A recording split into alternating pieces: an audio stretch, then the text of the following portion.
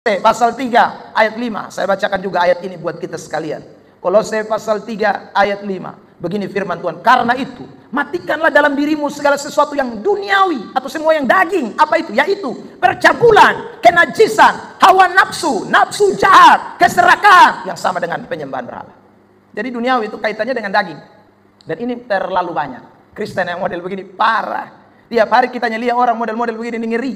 Yang bilang Kristen tapi hidup najis, hidup cabul, hidup nafsu, ya saudara, hidup serakah, hidup dalam penyembahan berhala, hidup iri hati, hidup tukang berselisih terus menerus, ya, mabuk, pesta pora, itu saudara, itu manusia duniawi.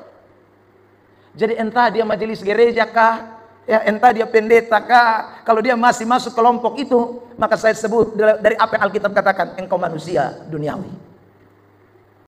Selamat datang di channel YouTube Pendeta Ebenezer Playmo. Jangan lupa subscribe. Tuhan, mari bersama-sama kita katakan amin. Baik, salam.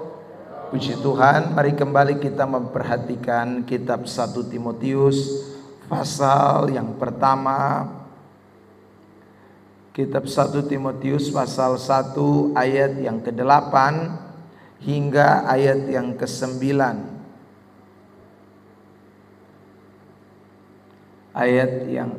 Sampai ayat 10 ya. Minta maaf saya salah sebut. 1 Timotius 1 ayat 8 sampai dengan ayat 10. Ya, ayat 9 sedang menjadi sorotan kita dalam perjumpaan-perjumpaan atau dalam ibadat kita di pertengahan minggu ini. Nah, saya mau kita sekali lagi membaca 3 ayat ini bersama-sama di dalam hitungan yang ketiga.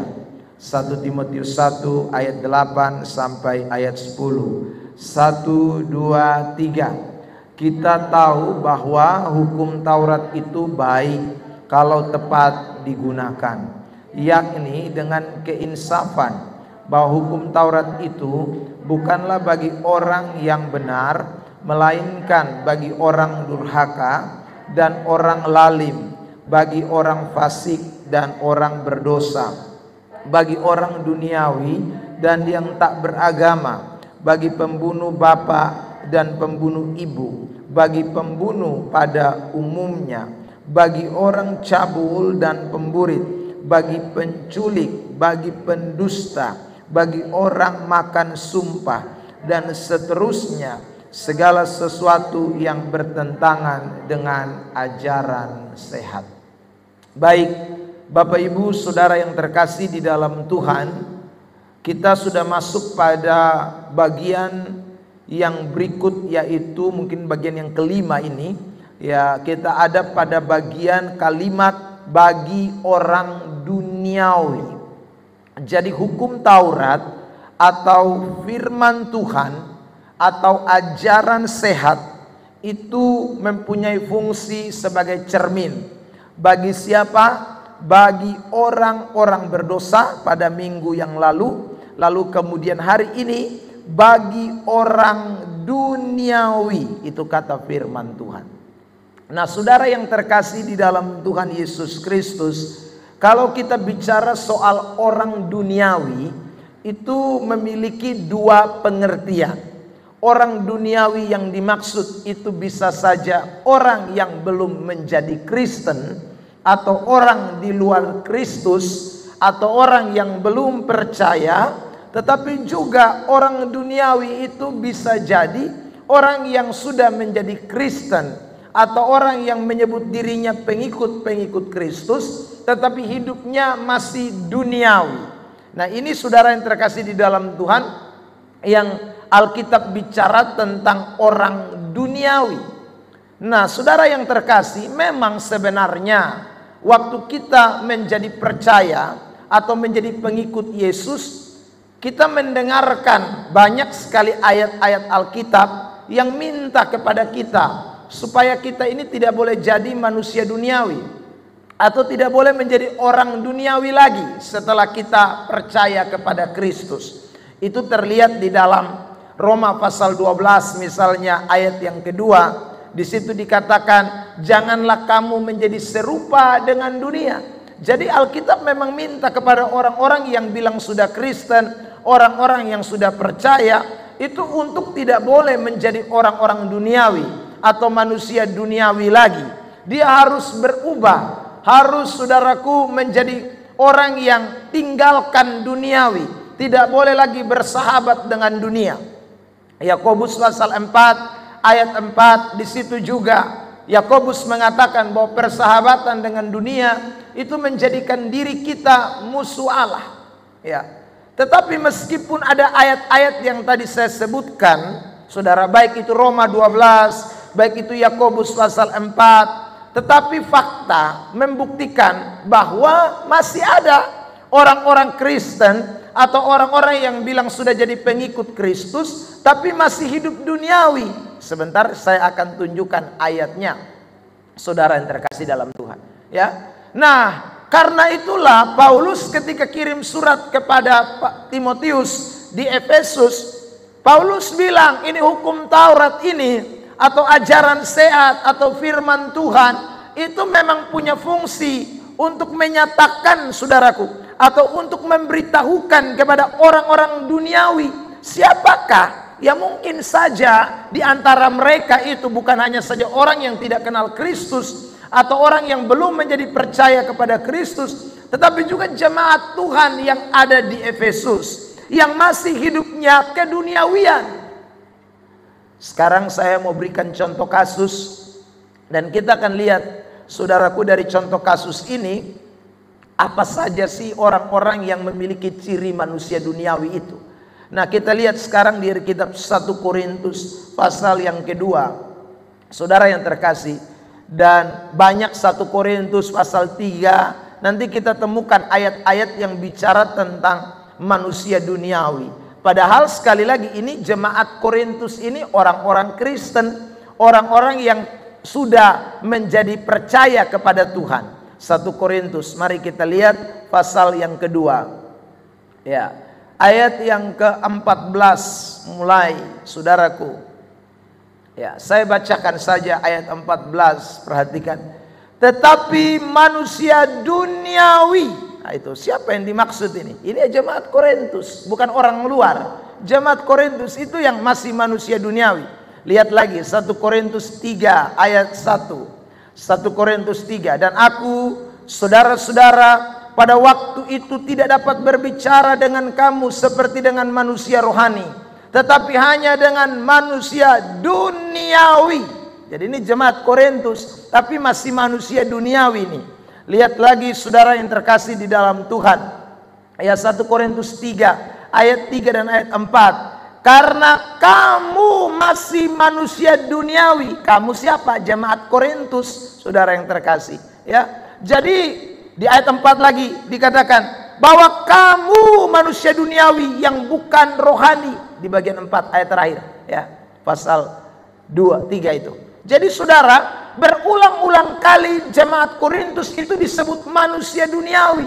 Paulus mendapati mereka manusia duniawi, manusia duniawi. Karena itu saudara, Paulus datang kepada jemaat di Korintus itu, dia memberitahukan banyak hal.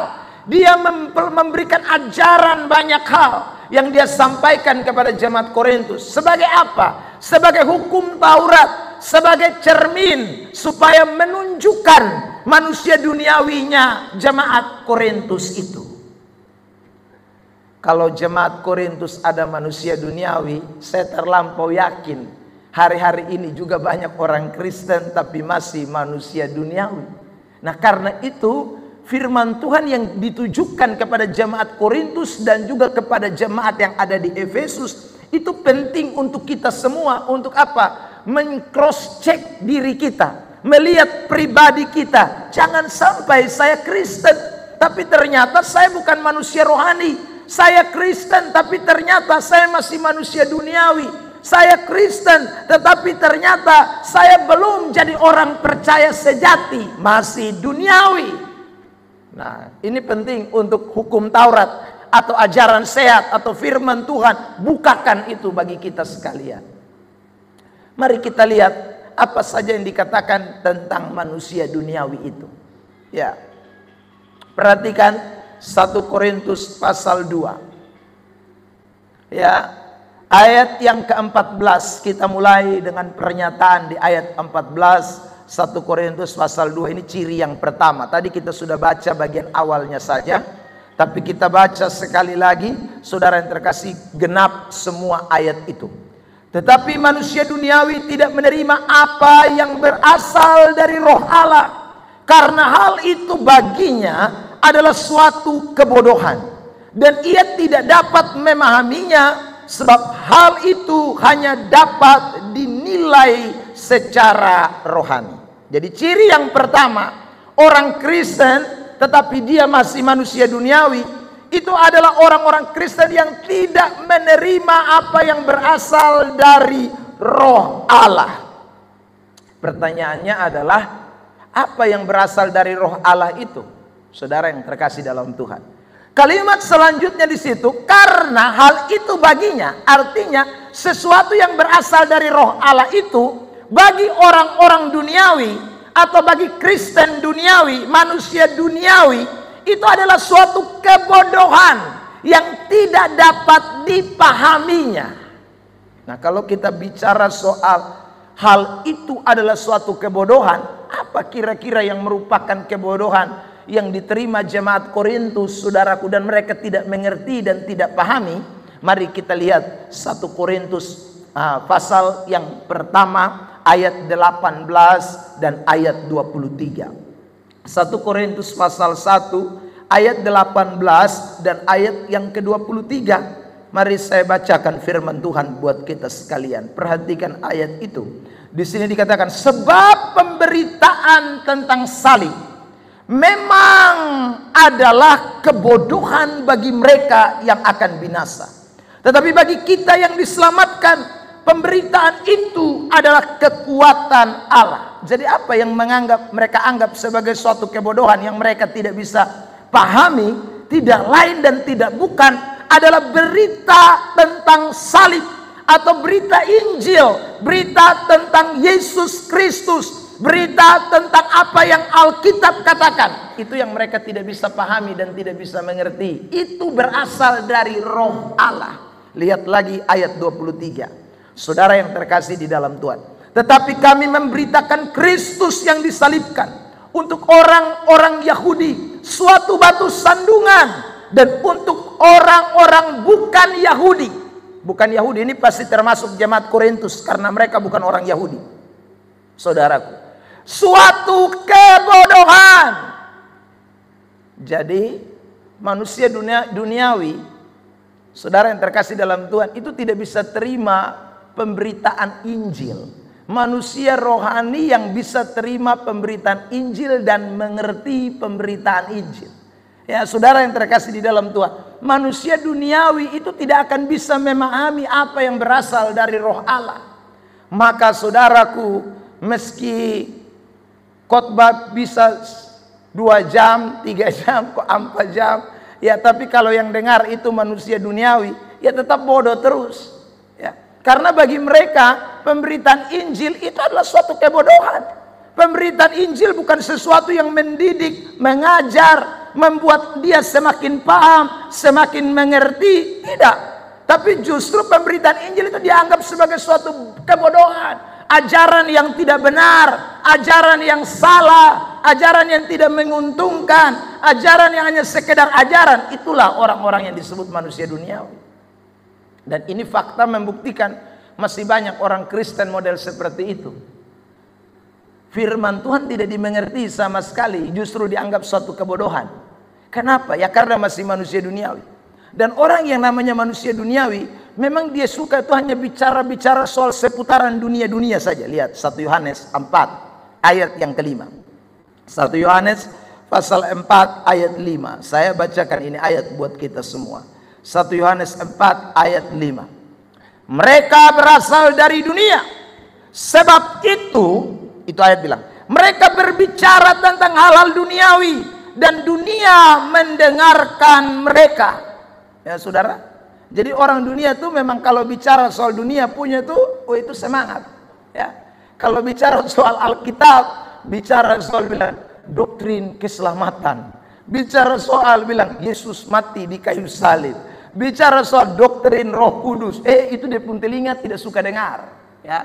Itu dia pun telinga malas tahu. Tapi kalau bercerita tentang hal-hal duniawi, saudara, beras naik, minyak goreng mahal, nah itu cepat, saudara yang terkasih, ya. Karena memang mereka tidak bisa paham hal yang berasal dari Roh Allah. Itu manusia duniawi cirinya, ya. Saya baca ayat 6. Kami berasal dari Allah. Barang siapa mengenal Allah, ia mendengarkan kami. Itu Paulus bilang. Rasul Yohanes bilang. Jadi kalau dia itu betul-betul berasal dari Allah, dia sudah terima Roh Allah, dia dengar kami. Kami ini siapa? Hamba Tuhan, para rasul, pemberita Injil, gembala-gembala. Dia dengar. Barang siapa tidak berasal dari Allah, ia tidak mendengarkan kami. Itulah tandanya roh kebenaran dan roh yang menyesatkan. Manusia duniawi itu begitu. Makanya manusia duniawi kalau cerita ngerumpi bisa 2 jam dia tahan. Cerita putar balik dia bisa bertahan. Tapi kalau dengar firman, itu tidak bisa bertahan lama-lama. Ya karena manusia duniawi. Saudara yang terkasih di dalam Tuhan. Nah saya ulang lagi, Kristen model begini banyak, ya. Makanya Paulus ketika tulis surat kepada jemaat Korintus, kepada jemaat di Efesus, ya, ini ayat dibicarakan buat mereka. Dan juga kita semua yang hari ini baca kitab 1 Korintus, baca kitab 1 Timotius, dalam pembahasan eksposisi ini, kita juga mesti lihat baik-baik kita pun hidup kekristenan selama ini. Jangan sampai kita tidak sadar kita sedang berada dalam kelompok manusia duniawi, Kristen duniawi yang sekali lagi tidak gampang pahami firman, yang tidak gampang dengar firman, yang terus ada di dalam kebodohan ketika melihat ajaran-ajaran Kristus. Itu sekali lagi, itu kita harus waspadai. Karena kalau saudara baca di dalam Matius pasal 13, ketika Yesus kasih perumpamaan tentang penabur, dia kasih 4 macam tanah yang menjadi perumpamaan itu. Dia katakan orang yang mendengar firman itu ada seperti tanah di pinggir jalan, ada seperti tanah di semak belukar, ada seperti tanah di batu-batu. Ini 3 ciri tanah yang disebutkan ini. Ini menggambarkan manusia duniawi. Mereka dengar firman, tetapi sekali lagi mereka tidak memahami kebenaran itu secara mendalam. Mereka tidak bisa terima sesuatu yang berasal dari Roh Allah. Pemberitaan Injil yang sungguh-sungguh mereka tidak paham. Saudara yang terkasih, hanya ada 1 jenis tanah yang baik, itulah yang akan menghasilkan buah. Dan saya berharap itu kita. Itulah manusia rohani. Saudara, itulah manusia rohani. Jadi cross check baik-baik hidup kita, saudara. Kristen ada di posisi mana? Kristen duniawikah atau Kristen yang betul-betul rohani? Kedua, ciri dari manusia duniawi itu atau orang duniawi itu dikatakan begini, kembali kepada 1 Korintus pasal 3. 1 Korintus pasal 3, saudara yang terkasih, ayat 1. Dan aku, saudara-saudara, pada waktu itu tidak dapat berbicara dengan kamu seperti dengan manusia rohani, tetapi hanya dengan manusia duniawi yang belum dewasa dalam Kristus. Ciri yang kedua, orang Kristen duniawi itu dia belum dewasa di dalam Kristus. Belum dewasa. Kata yang dipakai di dalam teks itu belum dewasa, itu dipakai kata nepios dalam bahasa Yunani, yang berarti tak terpelajar atau di bawah umur, saudara yang terkasih dalam Tuhan, atau anak-anak, kanak-kanak, bayi, atau saudaraku belum akil balik, bahasa yang digunakan secara rohani, saudara. Belum lahir kembali, itu namanya belum dewasa, belum akil balik. Nah, hidup kekristenan itu, saudara yang terkasih dalam Tuhan, seharusnya dari hari ke hari tambah dewasa di dalam Tuhan. Ya, tambah dewasa di dalam Tuhan. Nah, saya mau baca satu ayat di dalam surat 1 Korintus 13 tentang kedewasaan itu. Ayat yang ke-11 dari 1 Korintus pasal 13. Begini firman Tuhan. Ayat yang ke-11. Ketika aku kanak-kanak, aku berkata-kata seperti kanak-kanak. Aku merasa seperti kanak-kanak. Aku berpikir seperti kanak-kanak. Sekarang, sesudah aku menjadi dewasa, aku meninggalkan sifat kanak-kanak itu. Saudara yang terkasih dalam Tuhan.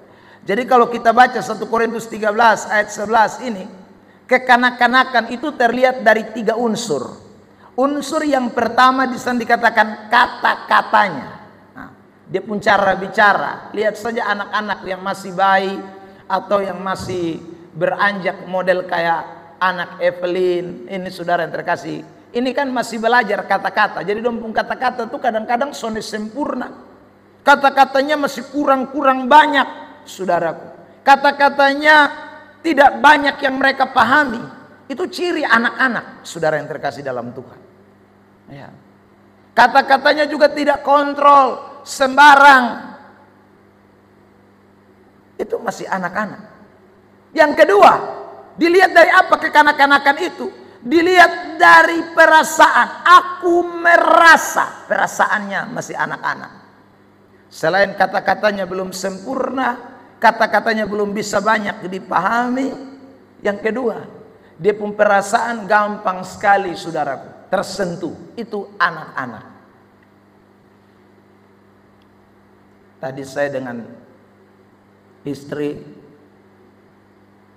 tiba-tiba berangkat ke Alfamart. Dia bangun lalu dia lihat kami tidak ada. Yang dia lakukan apa? Menangis sejadi-jadinya. Kenapa dia menangis sejadi-jadinya? Ya, karena perasaannya, saudaraku, belum dewasa. Yang menjadi aneh adalah, saudara yang terkasih dalam Tuhan, saya pergi Alfamart, lalu istri saya kaget bangun saya tidak ada, lalu istri saya menangis maka riwah. Itu tuh agak aneh. Kenapa ya? Karena kita sudah dewasa perasaan. Tapi realita membuktikan orang banyak di dalam kekristenan yang tidak dewasa. Di dalam kata-kata tidak dewasa. Omong sembarang saja. Saudara yang terkasih dalam Tuhan. Ya. Omongnya tidak kontrol. Omongnya tidak bisa dijaga. Itu membuktikan bahwa dia sebenarnya masih anak-anak. Ya. Saudara yang terkasih dalam Tuhan. Yang kedua, perasaannya tidak bisa juga saudara dijaga. Kenapa? Ya sekali lagi karena masih anak-anak. Gampang tersinggung. Ya, gampang sekali. Sensitif. Ya saudaraku. Itu anak-anak. Yang sensitif itu anak-anak. Ya. Ibu Wanda suka cerita tentang Ayu. Kalau dong su bermain selama dia datang. Semulai air mata mengalir. Kenapa? Dong semua kawan dan beta. Ya sudah. Nah, itu anak-anak. Jadi saudaraku, perasaannya memang masih gampang sekali. Gampang tersinggung, gampang sekali saudaraku. Salah paham, itu anak-anak. Ya. Lalu yang ketiga, pikirannya juga masih kanak-kanak. Orang dewasa itu, dia lihat apa-apa cerna di otak dulu. Ya. Dia semuanya itu dia pikir baik-baik dulu. Semuanya itu mesti dicerna, dipikir secara matang. Itu orang dewasa. Tapi orang yang namanya anak-anak, dia tidak pikir lagi. Dia mau buat-buat, dia mau bikin-bikin. Saudara, itu anak-anak. Kita dewasa tidak demikian. Nah, di dalam kekristenan itu dibutuhkan manusia dewasa. Saudara, kalau kita melihat jemaat di Korintus, jemaat yang kanak-kanak, jemaat yang sekali lagi masih duniawi, tidak dewasa di dalam Tuhan. Kata-kata mereka sembarangan, saudara yang terkasih dalam Tuhan. Mereka bikin kelompok-kelompok. Ada yang bikin kelompok Apolos, ada yang bikin kelompok Paulus, ada yang bikin kelompok Petrus, ada yang bikin kelompok Kristus. Saudara, lalu satu ejek satu. Kami pun kelompok lebih baik, kamu pun kelompok tidak bagus, kami pun kelompok lebih luar biasa. Itu kanak-kanak. Saudara yang terkasih dalam Tuhan. Perasaan mereka kanak-kanak. Waktu Paulus omong keras sama mereka, mereka semua marah Paulus. Mereka tersinggung dengan kata-kata Paulus. Itu kanak-kanak. Saudara yang terkasih dalam Tuhan. Ya. Pikiran mereka juga kanak-kanak. Saudara, sampai Paulus mesti tulis surat 1 Korintus, 2 Korintus, 2 kali surat. Ya saudara, kepada ini jemaat. Ya karena otak mereka parah. Pikiran mereka parah sekali. Nah, jangan jadi Kristen yang model begini. Anak-anak Tuhan, semakin hari kita mesti semakin dewasa di dalam Tuhan. Ibrani pasal 5 ayat 13 kita sudah baca dalam ibadat rumah tangga. Saya sudah baca itu ayat. Ditinjau dari sudut waktu, kamu semua harusnya jadi pengajar. Bukan lagi harus saudaraku diberi minum susu. Kamu harus makan makanan keras, kata firman Tuhan. Sebab kalau tidak demikian, hidupmu tidak akan dewasa. Dan kalau tidak dewasa, sekali lagi itu tanda manusia duniawi. Cek baik-baik itu. Sudah Kristen berapa lama? Kalau masih punya perasaan yang gampang, pikiran yang gampang, kata-kata yang gampang, gampang dalam arti lemah, dalam arti terbatas, dalam arti tidak terpelajar, dalam arti tidak terampil, itu kanak-kanak dalam rohani. Meskipun setahun di gereja. Terakhir, apa yang membuktikan bahwa mereka ini masih kanak-kanak? Saudara yang terkasih di dalam Tuhan Yesus Kristus, kata duniawi yang muncul di dalam 1 Korintus pasal 2 ayat 14, pasal 3 ayat 1, pasal 3 ayat 3 dan ayat 4 dari kitab 1 Korintus, itu dipakai kata sarkikos dalam bahasa Yunani. Sarkikos itu dari kata sark, dasarnya tuh sark. Sark itu artinya saudara kedagingan. Ya, jadi yang terakhir ini, saudara, manusia duniawi itu manusia yang terkontrol oleh kedagingannya. Sementara manusia rohani yang kontrol itu adalah batinnya, itu berseberangan. Sementara yang duniawi dagingnya, yang di luar ini, bukan yang di dalam. Itu manusia duniawi itu. Semuanya dia pakai dari daging. Perasaannya, emosionalnya, semua daging yang bicara. Makanya kita lihat ayat 3 dan 4 sekarang. 1 Korintus pasal 3. Saudara, karena daging, maka muncullah ini nih. 1 Korintus pasal 3 ayat yang ketiga dan ayat 4. Saya bacakan ini ayat buat kita. Karena kamu manusia duniawi, sebab jika di antara kamu ada iri hati. Nah itu. Kenapa ada iri hati? Ada perselisihan. Itu kenapa? Ya karena daging. Orang kalau hidup di dalam daging, iri hati tidak tahu berhenti, perselisihan tidak tahu berhenti, itu karena daging. Ya saudara yang terkasih dalam Tuhan. 4. Karena jika ada seorang berkata aku dari golongan Paulus, dan yang lain berkata aku dari golongan Apolos, bukankah hal itu menunjukkan bahwa kamu manusia duniawi yang bukan rohani? Kamu manusia daging. Saudara yang terkasih dalam Tuhan. Makanya kalau kita bicara soal manusia duniawi, di dalam teks yang lain, itu berkaitan erat dengan hal-hal yang sifatnya adalah kedagingan. Saya contohkan, Lukas 21 ayat 34. Lihat ayat ini.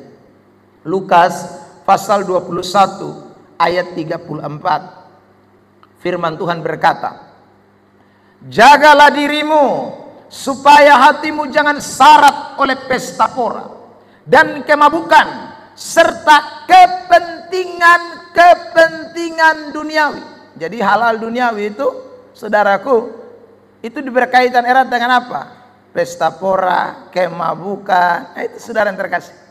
Iri hati, perselisihan. Ya, Galatia 6 lebih jelas lengkap ayat 19 sampai 20 itu tentang perbuatan daging. Sark. Kalau kita tak pakai sarkikos berarti manusia daging atau manusia duniawi. Itu ciri-cirinya begitu. Saudara yang terkasih dalam Tuhan. Kolose pasal 3 ayat 5. Saya bacakan juga ayat ini buat kita sekalian. Kolose pasal 3 ayat 5. Begini firman Tuhan. Karena itu matikanlah dalam dirimu segala sesuatu yang duniawi atau semua yang daging. Apa itu? Yaitu percabulan, kenajisan, hawa nafsu, nafsu jahat, keserakahan yang sama dengan penyembahan berhala. Jadi duniawi itu kaitannya dengan daging. Dan ini terlalu banyak. Kristen yang model begini parah. Tiap hari kita lihat orang model-model begini, ini ngeri. yang bilang Kristen tapi hidup najis, hidup cabul, hidup nafsu, ya saudara, hidup serakah, hidup dalam penyembahan berhala, hidup iri hati, hidup tukang berselisih terus menerus, ya, mabuk, pesta pora, itu saudara, itu manusia duniawi. Jadi entah dia majelis gereja kah, ya, entah dia pendeta kah, kalau dia masih masuk kelompok itu, maka saya sebut dari apa yang Alkitab katakan, engkau manusia duniawi. Anak-anak Tuhan, pastikanlah kita jangan ada pada kelompok itu. Matikanlah dalam diri kita. Paulus berkata, matikan itu keduniawian itu, kasmati. Ya. Kalau disebut matikan itu berarti berbahaya. Kalau kita hidup dalam manusia duniawi, bahaya. Tadi saya sudah mendahului membaca Yakobus 4 ayat 4. Ya, kamu menjadi musuh Allah. Kristen tapi musuh Tuhan itu bikin apa? Lebih baik saya bikin diri sekaligus tak usah Kristen lah. Lebih nyata daripada jadi Kristen tapi musuh Tuhan. Karena sekali lagi hidup kita tidak bisa terima ajaran sehat. Pemberitaan Injil kita anggap kebodohan. Ya, kedua, tahun-tahun di gereja tidak dewasa. Pikiran kita kanak-kanak, perasaan kita kanak-kanak, kata-kata kita kanak-kanak. Kedua, ketiga, saudara terkasih dalam Tuhan, hidup kita di daging terus. Kapan kita pindah di roh? Hanya kerja iri hati, berselisih, mabok terus. Saudara, cabul terus, bersinah terus. Aduh, sayang sekali. Maka Paulus berkata, ini hukum Taurat penting, ajaran sehat penting buat kita. Makanya saya mau bilang semua jemaat Tuhan yang ada di tempat ini, itu cermin yang tidak bisa kita lupakan. Maka mesti terus taruh itu cermin. Cermin itu mesti pasang terus. Kalau tidak sayang sekali, anak-anak Tuhan, hidup kita akan ada di dalam kelompok orang-orang sarkikos itu, hidup dalam kedagingan. Endingnya pasti tidak enak.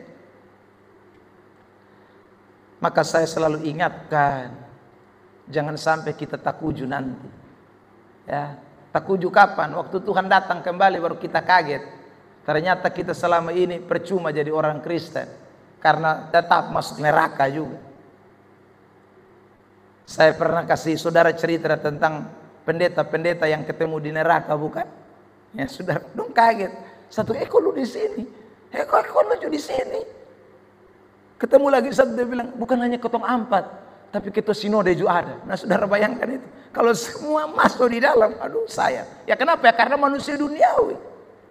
Tapi kita bersyukur, saya ulang, memang tidak ada manusia sempurna di dunia.